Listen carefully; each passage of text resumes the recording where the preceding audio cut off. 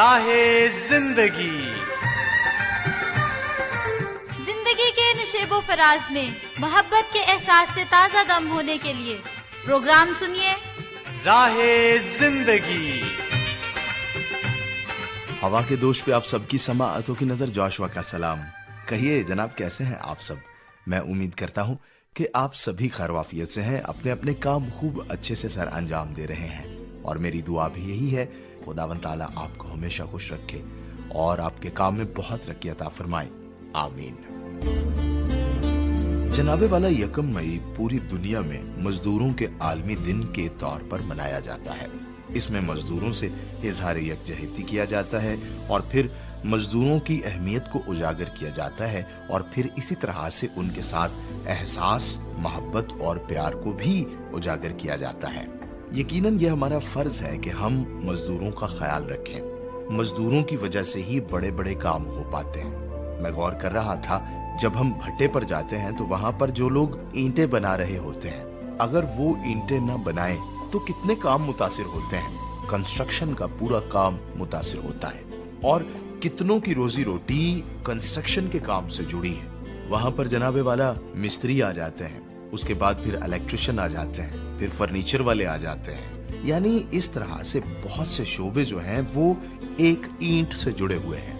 تو پھر ہم خود ہی غور کر سکتے ہیں کہ ایک اینٹ بنانے والے کی کتنی قدر ہے۔ بے شک وہ کم کماتا ہے، آخر انسان ہے اور ہمارا فرض ہے کہ انسانوں کی قدر کریں۔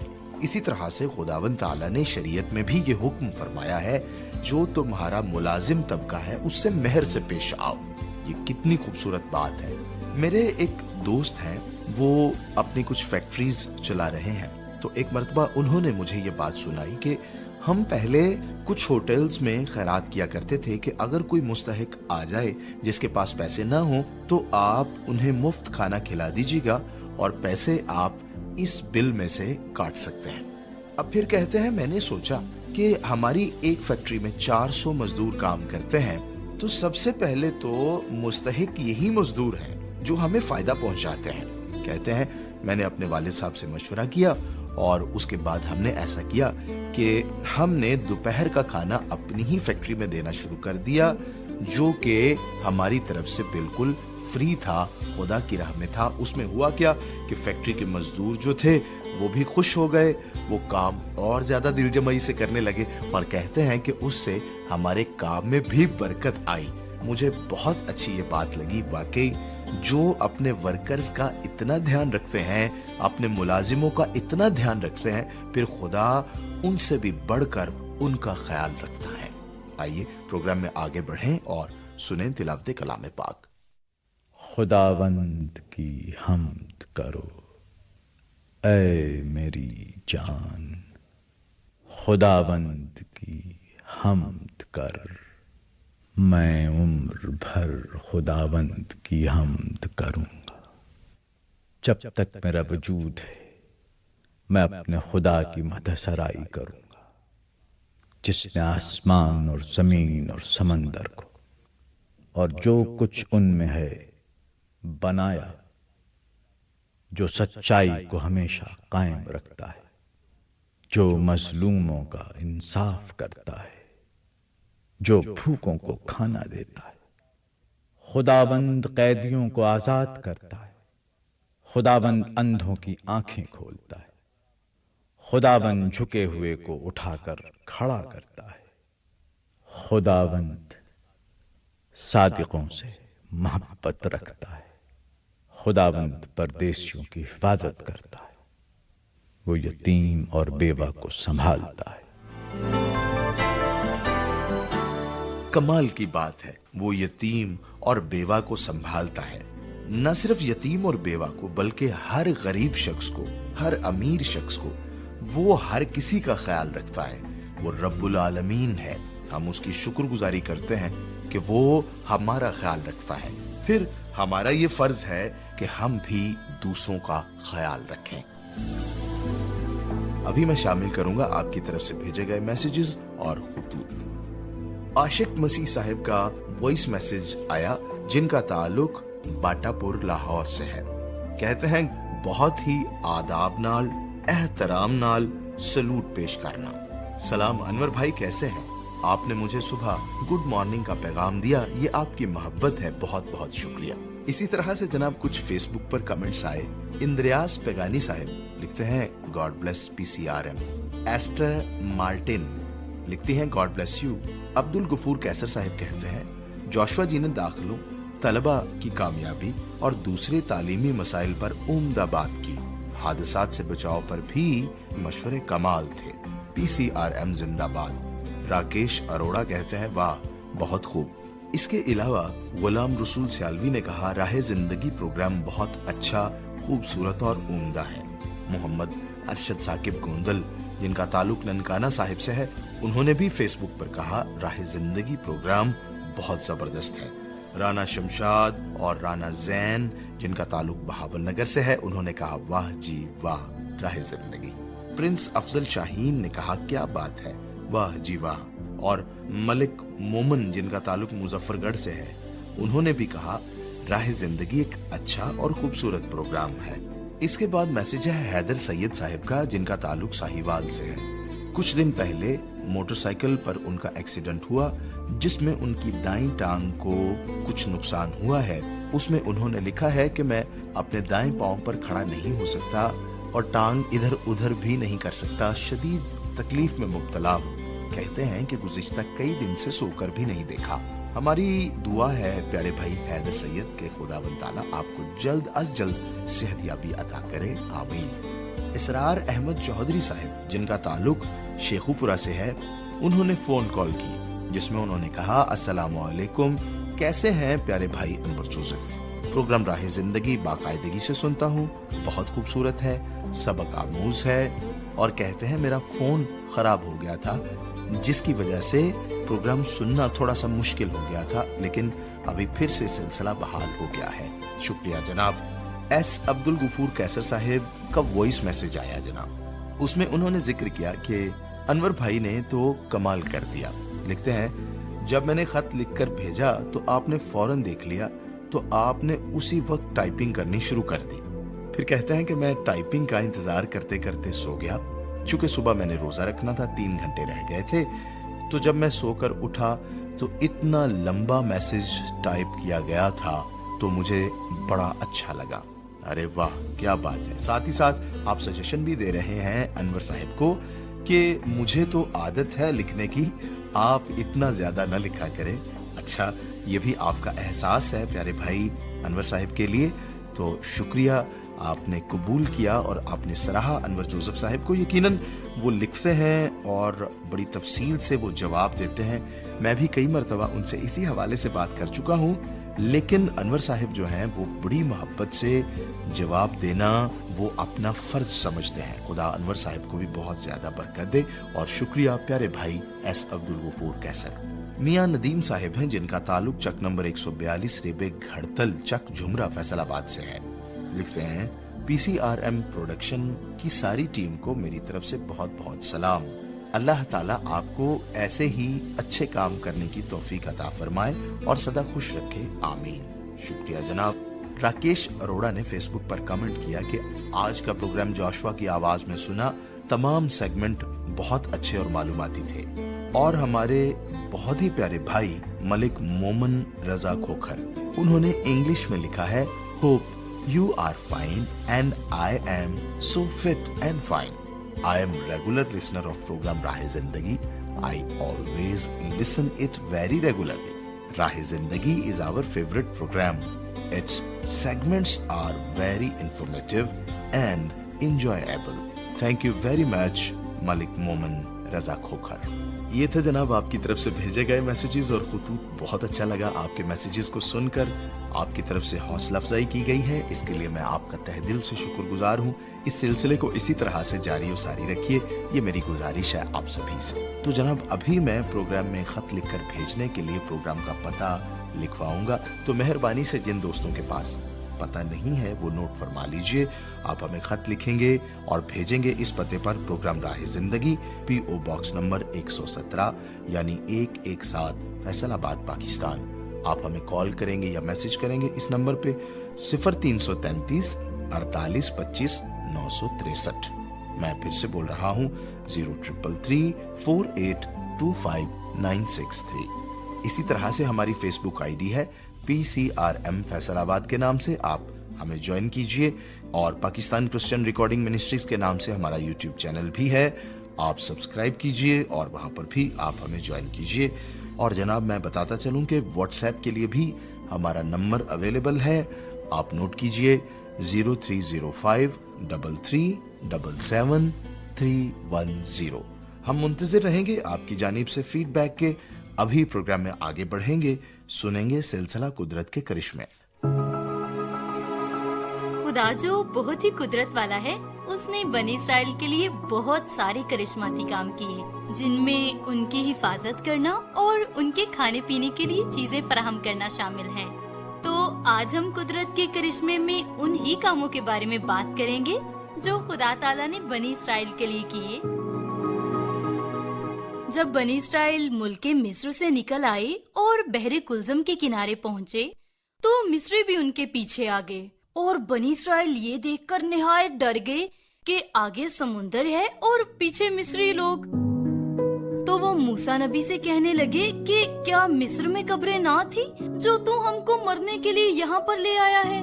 तब मूसा नबी ने लोगों से कहा कि डरो मत और खुदा ताला की निजात के काम देखो। और खुदा ताला ने मूसा नबी से कहा कि तू क्यों मेरे से फरियाद कर रहा है, और कहा कि तू अपनी लाठी उठा और अपना हाथ समुंदर के ऊपर बढ़ा और उसे 2 हिस्से कर, और फिर बनी इसराइल से कह के चलकर समुंदर के बीच से खुश्क जमीन पर निकल जाएं।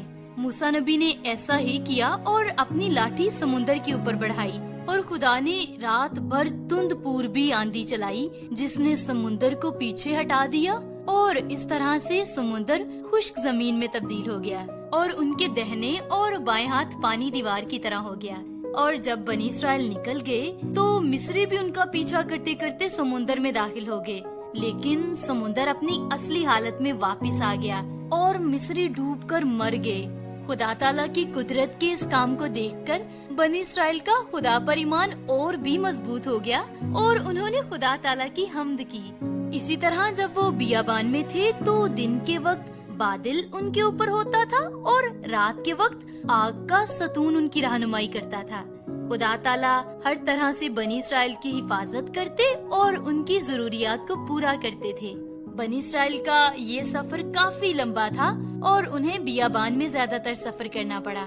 बियाबान में चलते चलते उनको 3 दिन हो गए थे, लेकिन पानी का कोई चश्मा न मिला था। जब वो मारा में आए तो वहाँ का पानी न पी सके क्योंकि पानी बहुत ज्यादा कड़वा था, और इसी सबब से वो मूसा नबी पर बुड़बुड़ाने लगे कि अब हम क्या पिएंगे। फिर मूसा नबी ने खुदा ताला से फरियाद की तो खुदा ताला ने उन्हें एक पेड़ दिखाया जिसे लेकर उन्होंने पानी में डाला तो पानी मीठा हो गया। ये खुदा ताला का उनके लिए दूसरा करिश्मा था जो उसने बियाबान में किया था। और जब बनी इसराइल सीन के बियाबान में पहुँचे जो एलीम और सीना के दरमियान है, तो वो कहने लगे कि हम क्या खाएंगे, काश कि हम मिस्र में ही रहते। वहाँ तो हम गोश्त की हांडियों के पास बैठकर खूब दिल भर कर रोटी खाते थे, यहाँ पर बियाबान में हम कहाँ से रोटी खाएंगे। तब खुदा ताला ने मूसा नबी से कहा कि मैं तुम लोगों के लिए आसमान से रोटियां बरसाऊंगा और इनके खाने के लिए गोश्त भी फराहम करूंगा। फिर मूसा नबी ने लोगों से कहा कि तुम्हारा बुड़बुड़ाना खुदा ने सुन लिया है और सुबह को तुम उसका जलाल देखोगे। वो तुमको खाने के लिए गोश्त और सुबह को पेट भरने के लिए रोटी मुहैया करेगा। और यूं हुआ कि शाम को इतनी बटेरें आई कि उनकी खैमागाह को ही ढांक लिया, और यूं खुदा ने उनके लिए अपनी बड़ी कुदरत से बियाबान में वाफिर मिकदार में गोश्त फराहम किया। और इसी तरह से सुबह को खैमागाह के आसपास ओस पड़ी हुई थी। जब वो ओस जो पड़ी थी सूख गई तो क्या देखते हैं कि बियाबान में एक छोटी छोटी गोल चीज ऐसी जैसी पाले के दाने होते हैं जमीन पर पड़ी हुई थी। बनी इसराइल उसे देखकर आपस में कहने लगे मन, क्योंकि वो नहीं जानते थे कि वो क्या है। तब मूसा नबी ने उन्हें बताया कि ये वही रोटी है जो खुदा ताला ने तुमको खाने के लिए दी है। और बनी इसराइल ने उसका नाम मन रखा, और वो धनिये के बीज की तरह सफेद اور اس کا مزہ شہد کے بنے ہوئے پولے کی طرح تھا۔ اور پھر موسیٰ نبی نے ان سے کہا کہ سب اپنے اپنے کھانے کی مقدار کے موافق جمع کر لو، اور ہر شخص اتنے ہی آدمیوں کے لیے جمع کرے جتنے اس کے ڈیرے میں موجود ہیں۔ چنانچہ بنی اسرائیل نے ایسا ہی کیا، اور کسی نے زیادہ اور کسی نے کم جمع کیا۔ لیکن جب انہوں نے اسے اومر سے ناپا تو جس نے زیادہ جمع کیا تھا اس نے کچھ زیادہ نہ پایا، اور جس نے کم جمع کیا تھا اس کا کچھ کم نہ ہوا۔ اور یہ بھی خدا کی قدرت کا ایک بہت بڑا کرشمہ ہے کہ ہر ایک کو اس کی ضرورت کے موافق ہی ملا۔ اور خدا تعالیٰ نے کہا کہ تم 6 دن تک من جمع کرنا، لیکن 7ویں دن تم آرام کرنا، کیونکہ وہ بہت ہی خاص دن ہے۔ اور 7ویں دن کا کھانا تو تم 1 دن پہلے ہی جمع کر لینا، اور 7ویں دن کوئی بھی اپنی جگہ سے باہر نہ آ جائے۔ چنانچہ لوگوں نے ایسا ہی کیا اور 7ویں دن آرام کیا۔ اور بنی اسرائیل جب تک آباد ملک میں نہ آئے، یعنی 40 برس تک وہ اسی من کو کھاتے رہے۔ اور پھر بنی اسرائیل کی جماعت نے خدا کے حکم کے مطابق رفیدیم میں آ کر ڈیرا لگایا، اور وہاں ان لوگوں کو پینے کے لیے پانی نہ ملا، اور وہ موسیٰ سے جھگڑا کر کے کہنے لگے کہ ہم کو پینے کے لیے پانی دے۔ پھر موسیٰ نبی نے خدا تعالیٰ سے فریاد کی کہ میں ان لوگوں کا کیا کروں؟ خدا نے جواب دیا کہ تو اپنے ساتھ چند بزرگوں کو لے، اور جس لاٹھی کو تو نے دریا پر مارا تھا اسے اپنے ساتھ لیتا جا، اور میں تیرے آگے آگے حورب کی چٹان پر کھڑا رہوں گا، اور تو اس چٹان کو مارنا تو اس میں سے پانی نکلے گا، اور وہ پانی یہ لوگ پیئیں گے۔ اور بالکل ایسا ہی ہوا، اور بنی اسرائیل کے پینے کے لیے چٹان میں سے پانی پھوٹ نکلا۔ اسی طرح سے جب بنی اسرائیل بیابان میں سفر کر رہے تھے تو دن کے وقت ان کے لیے بادل ہوتا، اور رات کو جب اندھیرا ہو جاتا تو ان کے لیے آگ کا ستون بھی ہوتا تھا، اور اس طرح سے اندھیرے میں بھی خدا ان کے لیے روشنی فراہم کرتا تھا۔ اور وہ جہاں جہاں سے بھی گزرتے خدا ان کی حفاظت کرتا تھا اور ان کو جنگلی جانوروں سے محفوظ رکھتا تھا۔ اور جب تک بنی اسرائیل بیابان میں سفر کرتے رہے، خدا نے اپنی قدرت کے کرشمے ان پر ظاہر کیے۔ بیابان میں سفر کے دوران یعنی 40 برس تک نہ تو ان کے جوتے ٹوٹے اور نہ ہی ان کے کپڑے پھٹے۔ یہ سب خدا کی قدرت ہی تھی جو خدا نے بنی اسرائیل پر ظاہر کی تھی۔ اور اسی طرح سے ان کے لیے بہت سارے کرشماتی کام کیے، اور انہوں نے جو بھی مانگا اس سے بڑھ کر خدا نے انہیں دیا، لیکن پھر بھی انہوں نے خدا کا شکر نہ کیا۔ ہم پر بھی اسی طرح خدا نے بہت ساری مہربانیاں کی ہیں، اور ہر طرح سے ہماری فکر کرتا ہے، جس کے لیے ہمیں ہمیشہ اور ہر حال میں خدا کی شکر گزاری کرتے رہنا چاہیے۔ کتنا اچھا لگتا ہے خدا کے ایسے کام سن کر، ہمارا حوصلہ بڑھ جاتا ہے، ایمان بھی مضبوط ہوتا ہے کہ اگر خدا اس قوم کے ساتھ تھا تو آج وہ میرے اور آپ کے بھی ساتھ ہے۔ وہ بیابانوں میں رستہ بنانا جانتا ہے، وہ میرے اور آپ کے لیے آسمان سے من برسانا جانتا ہے، وہ مجھے اور آپ کو خشک چٹانوں سے پانی پلانا جانتا ہے، اور وہ مجھے اور آپ کو اچھے پھل، اچھی سبزیاں اور اچھی نعمتیں دینا جانتا ہے۔ ہم اس کا شکر ادا کریں، فقط اس سے ڈرتے رہیں، اس کی خوشنودی حاصل کریں اور اپنی زندگی اسی طرح سے گزاریں تو خدا کی رحمتیں ہمیشہ میرے اور آپ کے اوپر رہیں گی۔ جس طرح سے میں پروگرام کے آغاز میں بات کر رہا تھا، مجھے ایک اور بھی شخص یاد آیا۔ سرگودا میں ہم جایا کرتے تھے، اور وہاں پر آپ سبھی جانتے ہیں کہ باغات بہت زیادہ ہیں۔ ہم جب وہاں پر جاتے تھے تو ایک شخص بزرگ جن سے ہماری ملاقات ہوتی، بہت بڑے زمیندار تھے اور ان کے بہت زیادہ درخت تھے، بہت زیادہ باغات تھے۔ تو جب جایا کرتے تھے تو وہ ہماری بہت مہمان نوازی کیا کرتے تھے۔ تب وہ کہا کرتے تھے کہ یہ جو 3، 4 یا 5 درخت ہیں، ان کا پھل ہم نے رکھا ہی اسی مقصد کے لیے ہے کہ جو ہمارے مہمان آتے ہیں، اسی طرح سے ہمارے پوتیاں پوتے آ جاتے ہیں، ہمارے نواسے نواسیاں آ جاتے ہیں، تو وہ آ کے ان درختوں سے کھایا کریں۔ ہم ان درختوں کو نہیں بیچتے، اور نہ صرف یہ رشتہ داروں کے لیے ہے بلکہ گاؤں سے بھی اگر کوئی آ جاتا ہے کہ بھئی ہم مالٹے کھانا چاہتے ہیں تو ہم انہیں ان درختوں سے توڑنے دیتے ہیں۔ یہ ہم نے مختص کیے ہوتے ہیں، ہم کسی کو روکتے نہیں، مگر یہ ضرور کہتے ہیں کہ آپ نے صرف انہی درختوں کا پھل کھانا ہے تاکہ جو باقی کے درخت ہیں ان کو ہم بیچ سکیں اور ان سے ہم پیسے کما سکیں۔ مجھے بڑا اچھا لگا، اور یقیناً ایسے لوگوں کی زمینوں میں خدا برکت نازل کرتا ہے، کیونکہ خدا ایسے کاموں سے خوش ہوتا ہے۔ پروگرام میں ہمیں آگے بڑھنا ہے، سلسلہ ہے حادثات سے بچاؤ، آئیے مل کر سنتے ہیں۔ پروگرام حادثات سے بچاؤ لے کر آپ کی خدمت میں حاضر ہیں۔ میں ہوں آپ کا میزبان آکاش، اور ہمارے ساتھ جو ایکسپرٹ موجود ہیں آج بھی، سیف القہار صاحب، اور آج ہم ان سے بات کریں گے جنگ، دہشت گردی، چوری ڈکیتی جیسے حادثات کے بارے میں۔ تو سیف صاحب یہ بتائیے کہ یہ جو حادثات ہیں، یعنی جنگ، دہشت گردی جیسے حادثات، چوری جیسے، ڈکیتی جیسے حادثات، ان کے بارے میں بتائیے کہ ان حادثات کی صورت میں ہمارا رویہ کیسا ہونا چاہیے؟ جی، سب سے پہلے تو میں آپ کو تھوڑا سا وضاحت کروں کہ حادثہ ہوتا کیا ہے۔ حادثات دو قسم کے ہوتے ہیں، ایک وہ ہے جو انٹرنل حادثات ہیں، مثلا جس میں میری غلطی ہوگی یا شرارت ہوگی یا جرم ہوگا یا لاپرواہی ہوگی، یہی وجہ ہوتی ہے نا حادثہ ہونے کی۔ جی ایک تو یہ حادثات ہیں، دوسرے وہ حادثات ہیں جو ہم پر مسلط کیے جاتے ہیں، جیسا کہ جنگ ہے۔ اب جنگ ہو، دہشت گردی ہو، چوری ہو، ڈکیتی ہو، یہ وہ حادثات ہیں جو باہر سے ہم پر مسلط ہو جاتے ہیں کسی بھی وجہ سے۔ اب ان کو ہمیں تھوڑا سا سمجھنا پڑے گا۔ جنگ وہ ہے، ایک ایسا پروسیس ہے جو کوئی دوسرا ملک ہم پر مسلط کرتا ہے، یا ہمارا ملک ان کو ساتھ جو ہے وہ جنگ شروع کرتا ہے کسی بھی وجہ سے۔ دہشت گردی یہ ہوتی ہے کہ ایک چھپ کے ایک انسان آتا ہے، وہ خفیہ طور پر ہمارے علاقے میں پہنچتا ہے، اور پہنچ کر ہمارے تمام سیکیورٹی معاملات کو دھوکہ دے کر وہ انٹر ہو کر خودکش جیکٹ سے یا بم دھماکے سے یا کسی بھی طریقے سے وہ دہشت گردی کرتا ہے۔ جب بیرون ملک انوالو ہوتے ہیں یا کوئی ایجنسیز انوالو ہوتی ہیں، تب اس کو ہم دہشت گردی کہہ دیتے ہیں، یہ زیادہ خطرناک ہوتی ہے۔